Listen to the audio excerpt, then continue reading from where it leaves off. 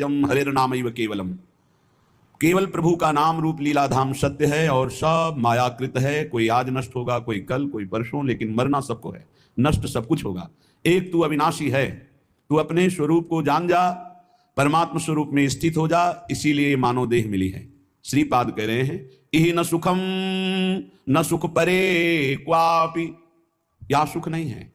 यहां से परे अगर स्वर्ग लोक आदि के लोकों में सोच रहे हो सुख है तो नहीं है। सच्चिदानंद सुख के बिना हमारी प्यास नहीं बुझने वाली, क्योंकि हम सच्चिदानंद प्रभु के अंश हैं। पार्थिव माया रचित भोग विलासिता में कभी हमारी तृप्ति होगी ही नहीं।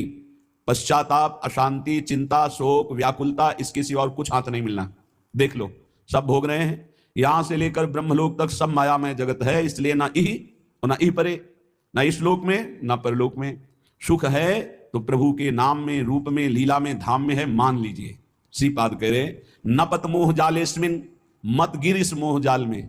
ये अज्ञान का, विद्या का ऐसा जाल है कि बड़ों बड़ों को गिरा देता है।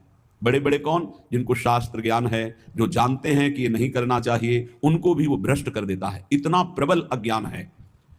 जब तक हमको भागवतिक संग नहीं मिलेगा तब तक इस मोह जाल से निकलना बड़ा कठिन है। भागवतिक संग प्रभु की कृपा से मिलता है। जब प्रभु दयालु, दया करके द्रवित होते हैं तो या तो किसी साधु को उसके समीप पहुंचा देते हैं या उसको किसी साधु के समीप पहुंचा देते हैं, फिर परम मंगल प्रारंभ हो जाता है।